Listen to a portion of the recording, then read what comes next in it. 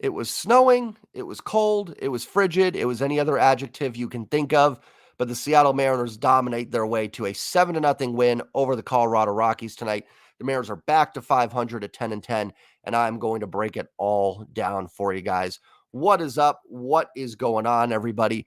Welcome back to the Mariners post-game recap. Before I dive into it, do me a favor, hit that like button. It helps out the channel tremendously. If you're new here, maybe you're just lurking, maybe you watch the videos, but you haven't hit subscribe yet.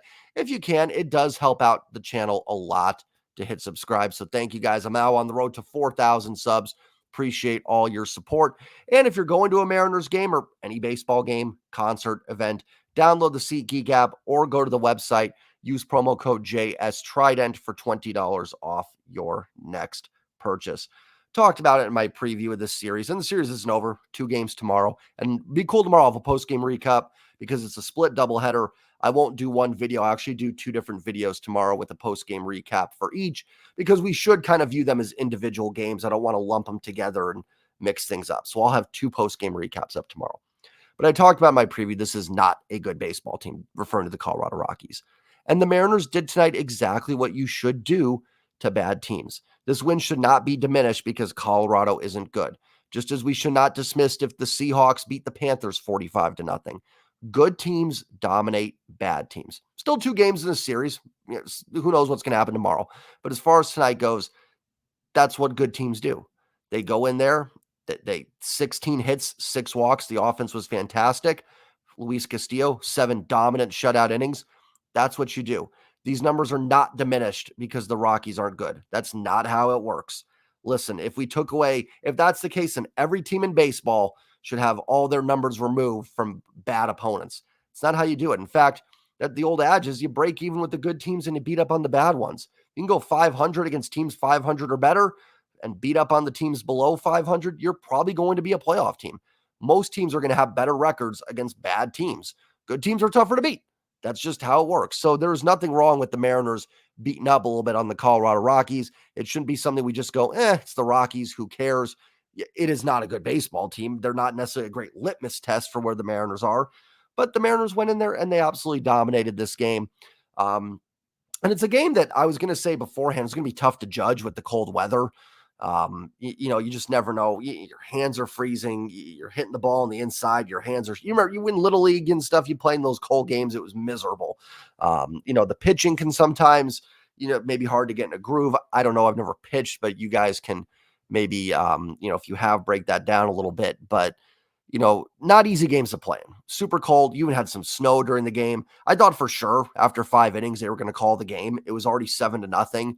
And I'm sitting there going, what are we doing here? This game's over. And listen, I know the umps and MLB can't look at it that way. They can't go, well, this game's 7-0. So normally we'd let it go, but we're just going to call it. That's not how it works. You have to be objective about it. And, you can't go, well, the Rockies ain't coming back here. We can say that they can't. But I thought for sure after 5 or 6 innings it was going to be called. But they did get all 9 in, and the Mariners cruised to an easy victory. A lot of positives to talk about tonight. Teams really playing better ball. They are absolutely playing much better baseball now, as they've won now 4 in a row. Like I said, get back to 500, and they're starting to look the part much more. We're seeing this offense do what we hoped it would do. They're going to draw walks. They're going to wear out a starting pitcher. Did they necessarily destroy Dakota Hudson today? I mean, he was really bad. No, he only gave up. Well, I think in the end he does end up giving up quite a bit earned runs because the pitcher that came in after allowed some inherited runners to score. But my point is, it wasn't like just out of the gate 10 runs or anything like that. But again, another pitcher at 90 plus pitches into the 4th, 5th inning. That's what this offense is capable of doing. They're patient. They're going to wear you out. And they've got guys, once they've worn you out, that can deliver that big hit. Remember last week, one of my frustrations was I saw the offense getting better. They were, even in the Cubs series, I think, and that's where I talked about it. They're getting on base, but they're not finishing. Now they're starting to finish. They're drawing the walks. They're getting the base hits, and people are putting the balls in the gap to bring those guys home, or hitting it over the fence, or just get another base hit, another walk. But whatever it is, they're finally starting to bring the guys home and finish these rallies up. Yes, the Rockies are not a good pitching staff. Not at all. That's what you do against not good pitching staffs. You punish them for it. The pitching was dominant. Luis Castillo's last 2 starts have been really good. His underlying numbers have been pretty good. I think his FIP's been in the threes this year. His ERA is now down to 4.4. So Castillo starting to stabilize a little bit. And we'll go through the offensive numbers, but the offense is starting to stabilize a little bit too. Still not great overall if you look at like the OPSs and stuff. But I talked about for the series preview, which I think I still have my numbers here. The Mariners came into this series 18th in baseball with a 95 WRC plus, 100 being league average, starting to, and tonight's going to raise that obviously. So this offense is really starting to come out of it. The starting pitching has been tremendous. I'm trying to think back to what the last non-quality start was for a Mariners starter. I think they went through the rotation, all quality here. Hancock was fine against the Cubs the last time out. So was Castillo. Kirby, Miller, and Gilbert were all great. Miller was great Friday against the Cubs. Castillo before that. So probably going back to like Kirby and Castillo in Toronto. Ever since then, the rotation has been absolutely on point. And like I said, we're starting to see the team that, myself, others, and I'm sure a lot of you thought were very capable. The team that we thought we'd see in 2024. Yes, let me move the other way. I'm starting to get some stuff up in the background. I got one of my Seahawks pennants up. I got to move things around to make it more where you guys can see things. I didn't get the rest of it up. It's so stressful and hard putting up one thing. So I needed to take a breather after hanging one thing. Got some other cool stuff I'm going to get up. So we're going to get the background going a little bit more too. But, appreciate you guys not judging me based on any of that stuff. So let's dive into the individual performances today. Like I said, a lot of stuff to talk about. As always, I will start with the pitching. And man, Luis Castillo made that look easy. Yes, the Rockies were dead last in WRC plus entering the series, but they've got some guys. Tovar's swinging the bat pretty well. McMahon's a good hitter. Charlie Blackmon's capable. Diaz, the catcher's a good hitter. Nolan Jones is off to a slow start, but he's a good player. I'm not trying to sugarcoat this and say this is a great offense, but they've got some guys that can get you, and shutting out anybody is impressive. Doesn't matter who it is. That's an impressive feat. And Castillo, 7 innings, 2 hits, 1 walk, 9 strikeouts. It didn't even look like he broke a sweat. Maybe he didn't because it was 26 degrees out there. But just in general, man, that was classic. That's when I talk about the Mariners having 3 guys on the staff and maybe 4 with Bryce Miller, the way he's pitching, that are capable of winning a Cy Young. That's the Cy Young Luis Castillo. I mean, at no point was there any stress in that outing. Through 96 pitches, he probably could have finished that game off at like 110, 115. No problem getting him out of there and letting Tyson Miller and DeGus finish it off. But that was a cool, smooth 7 innings for Luis Castillo. The fastball was great. The command was the best it's been all season. So yes, take it with, the Rockies lineup with the grain of salt. But I thought Castillo's command was fantastic. It kind of settled in last time against the Cubs. He started out a little shaky, I thought, in that outing, and then finally got it dialed in. Today was the best Castillo has looked easily all season. And like I said, and it's not the walks, right? Castillo doesn't have a lot of walks this year, but his fastball command just has not seemed great. He seems to be missing his spots. He's maybe missing it in the zone, but still missing a spot. Today, I thought, no pun intended, spot on with hitting his spots with the command. Some of the changeups looked really good. And like I said, that looked about as stress-free as 7 shutout innings can look. Tyson Miller, and it's the first win of the year for Castillo, so good for him there. Tyson Miller pitches the 8th, 2 strikeouts, shutout inning. Brett DeGus pitches the 9th, gives up a hit, but wiggles out of the 9th without giving up any runs. Mariners will be able to call up an extra guy tomorrow. You've got Casey Lawrence. I think Cody Bolton's eligible to come off the IL. So we'll see what they do tomorrow for the doubleheader. DeGus is probably a guy that you could send down for Cody Bolton if you want to stick with Bolton.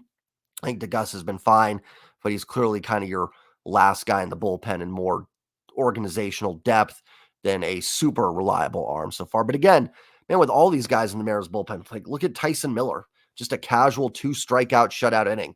I mean, listen, if we want to be critical of this organization and things, that's fine. I tend to think Jerry and Justin done a pretty good job with some ownership meddling and things like that. But even if you don't, one thing I think we can all agree on is they've done a great job developing some of these bullpen arms, or maybe not developing, but finding what can make it work for all these guys. I don't need to go through all the names, but Topa, Spire, as I go through all the names, Seawald, Saucedo, Tyson Miller. And I know these guys haven't pitched a ton of innings this year, but they look the part. They look good. It's, DeGus wasn't great today. He gave some hard contact in the ninth, but Tyson Miller just kind of breezed through in a couple strikeouts. He's looked really good. So far, like I said, find some wood here. They have not missed Brash and Santos. Still want those guys back because they're better than the guys they have. But the bullpen really has not missed a beat for them without these guys. Let's move on to the offense. A lot to talk about with the offense. Still, like I said, 16 hits and 6 walks. I wonder if they changed an error to a hit because I swear I saw 15 hits. Let's go through it. JP, I wonder if it was JP's because JP's now 2 for 5. Thought he was 1 for 5. So I think maybe they gave a hit to JP. JP also had a line drive that was caught for an out, and of all the hits and walks the Mariners had today, it's funny them talking about an out to start this out. Again, no pun intended there. But JP had a line drive, I think in the second inning that was like 95 off the bat, 690 expected batting average. So that's good to see. Would like to see JP start pulling the ball a little bit more. But at this point, it's kind of something I'll talk about with Julio next.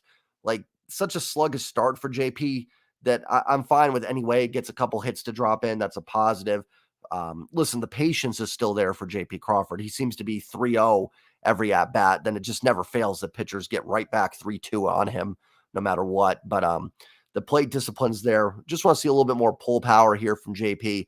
Not going to be the game I'm going to complain too much, though. Julio, 4 for 5 with 2 RBIs. Good to see from Julio, starting to get those numbers off. One thing I liked is it wasn't just ground balls. There was a couple that got through. And again, Julio speed, like he's going to beat out some grounders. So it's not the worst thing ever. But starting to drive the ball a little bit more. And if it weren't, I'd probably still like to see some more slugging with some extra base hits. But he had the 2 extra base hits on Wednesday. So just good to see. And a couple clutch RBIs as well for Julio. Fantastic game. I'm never going to spit on a 4-hit game. That is a tremendous, tremendous accomplishment to get. And all of a sudden, like Julio's OPS up to 596. Not celebrating that. That's not good enough, but it's coming up. It's starting to rise a little bit, and he seems to be driving the ball a little better. The at-bats look better. He's not just flailing away. Rockies pitching will help that, but yeah, Julio's starting to look a little bit more dialed in. I feel like we're going to get that first Julio home run this series tomorrow. I feel like we're going to get it. Probably tough tonight in the cold weather. In fact, even the out he had, I thought was stung pretty well. I think it was in the first inning. It was a line drive to center. Not sure what the exit velo was on it or anything like that. But I thought it was hit pretty well. And good to see him, like I said, elevating the ball a little bit as well. Jorge Polanco, 0 for 3. Did walk twice, though. And that's the great thing about guys that have this ability to get on base, like JP, Polanco. And by on base, I mean drawing the walks to get on base. These are guys that even when they're not hitting the ball well, and I know people will say, well, if you're not going to hit it, pitchers will throw you strikes. Guys, there's some pitchers just do not throw strikes. I mean, there have been some really bad hitters that have had an ability to draw walks, and pitchers still can't pump the zone for them. So you see it here. JP struggling. I know he didn't walk today, but he's still been working the counts. Polanco didn't swing the bat very well, but still finds a way at the end of the day to have a 400 OBP on the day. And that's great because when these guys aren't swinging it well, like I said, like JP and Polanco today, well, JP had 2 hits. I shouldn't throw him in that mix for today. But, Polanco, I thought had some rough swings, still finds a way to get on base in this game twice and contribute. As my dog our new puppy is barking or chirping or something back there. Mitch Haniger, probably the one Mariner you'd go, today 0 for 4. Well, there's always one, right? When you have a good offensive day, there's always someone's got to wear the 0 for. Not worried about it at all. Luke Raley pinched hit for Haniger. Thought it smart. You got a doubleheader tomorrow. I assume Haniger's not going to play both games. So you get him a little bit of a breather at the end of tonight. Raley was 0 for 1, popped down his pinch hit. And then, just any little extra rest you can do for Mitch tomorrow, is a good thing. How about the big dumper? On base 5 times, 4 for 4 with a walk, 2 RBIs, his 4th home run of the year. All of a sudden, big dumper up to an 838 OPS. All of a sudden, big dumper putting up some MVP type numbers. And again, that's why I always say it's early. And we're still in that early stage. Now, I will say this. I can't say when they're losing, oh, it's early, don't panic, and then go, oh, see, they're back after 4 games as well. It's all small sample size at this point. But the point of it is, one of the reasons, again, I was frustrated with the 4-8, 6-10 start, but I wasn't in panic mode, is because of this. I mean, you're one game away. Cal reaches base 5 times today. And I mean, like I said, you go look at the war leaders, he's probably in the MVP discussion all of a sudden now. You know what I mean? Like, we're still so early that everybody, I've said it in a bunch of videos, they're all 4-for-4s away from, being above their career averages and numbers. And we see it today because there was there was 2 guys with 4-hit games today. You know what I mean? So they're all still right there. We're still just 20 games into this. Feels like we've been through a lot, doesn't it? Sluggish, or I guess an okay start because they were 2-1, then a little bit of sluggish play, and now a winning streak of 4 games. And I will say this, I think this team is going to be streaky. I just think the way they're built. Now, their starting pitching is going to keep them in games no matter what. But I think this offense is maybe what I should have said is going to be streaky. They walk a lot. They're going to hit the long ball. But that can lead to just because you are going to face pitchers just pump the strike zone. You can't get the walks. You're not always going to be able to hit the ball out of the park. So I do think they're going to be a little streaky. Colorado's a team that I think they're just tailor-made to beat and to beat up on with their approach. So I do expect some streakiness from this team. We saw it last year. They were a little streaky last year, and that's okay. You just hope the hot streaks outweigh the not hot streaks, essentially. Ty France, 2-for-5, had a little bit of an injury scare there on a ground ball, which a couple things on that ground ball. First of all, the Rockies first baseman Montero has his foot like halfway on the bag. I understand that that's maybe not like a base runner interference thing because the throw beat Ty there and he's out. But dude, like, you've got to move your foot there because Ty could have twisted an ankle, gotten hurt. Who knows what could have happened there? That could have been scary. So, like, dude, you've got to like not have your foot in the middle of the bag as a first baseman. I don't think there was anything malicious to that or anything like that, but you can't have your foot standing on the middle of the bag for your own safety. As well. Luckily, Ty was okay. The other thing I'll say on that is I have no idea how Ty did not beat that out. I have an idea. Ty is still not fast, despite looking a little thinner and trimmer. He's still kind of slow. But man, how do you not beat out that grounder? Anyways, 2 hits for Ty. Good to see. Swinging the bat well. It's kind of the same thing. Like to see a little more slugging. But Ty does feel like he's putting up much better at bats so far this year than he did last year. Mitch Garver, 1-for-3 with 2 walks. Got the first home run on Wednesday. Another guy, like, even in the struggling, Mitch Garver's still working the count, still able to get on base. So nice game from Garver. Anytime you're on base 3 times, that's a positive. Jonathan Clase, 2-for-5, and almost had I can't believe it took me 18 minutes in this video to bring it up. We almost had a Little League home run. The bases were loaded. With nobody out, Clase lines a base hit. It gets past the right fielder, who I think who was in right field? Bouchard for the Rockies in right field. Ball got underneath him, and Clase almost made it around for a Little League home run. I have no problem with that send there in that case. And the Mariners ended up getting that other run that inning anyways, to really break the game open there. But Clase was that close to being safe. Like I said, ground ball, base hit, gets through the right fielder. Clase almost scores on it. Colorado's a park where you can do that because I think people think of it as a hitter's park. It's not a bandbox. It's actually a very spacious park. It's a big triples park. But with the air being thin and everything, the ball travels more. It's actually a very spacious ballpark dimension-wise. So fun to have him sent there. If the game was like 4-3, I might have been a little bit like, dude, you got to hold him. There's nobody out. But in a game that was already getting out of hand, no problem with that. And Clase continues to be just a fun player. I'm a little surprised, like, that Luke Raley, who did get an at-bat today, like, it seems to be behind Clase now, behind Canzone. I get through spring training, Canzone kind of earned that, but it's kind of odd now that Raley's also behind Clase. No problem. If you're going to bring up Clase, he needs to play. I said that in my short about the video, so I'm not saying, like, oh, Clase should sit. But, again, I still would like to see Luke Raley get more consistent at-bats, on this team, at least to see what he's got for us. And then Josh Rojas, 1-for-4 with a walk, scored 2 runs. I mean, again, Rojas just quietly on base 2 more times. The Mariners are getting better production from third base than Gino Suarez is giving the Diamondbacks. Can I say that without getting ripped to shreds? I still don't like the trade because it's a salary dump, and I hate doing salary dumps because you're just getting rid of guys. Again, that are still capable players. I didn't mind salary dumping Evan White and Marco Gonzalez. Gino is still a capable ball player, but so far the Mariners are getting better production at third base from Rojas and Urias. I know, unless Gino's just gone gangbusters the last 2 games, they both had WRC pluses higher. Now, I will always take Gino's defense. Rojas made a couple nice plays. I actually think Rojas has played fine defensively. And Urias, it hasn't been the range as much for me. It's been the throwing. But at the end of the month, like I said, I'm going to have a really long video. We're going to dive into Savant fan graphs and really look at each player.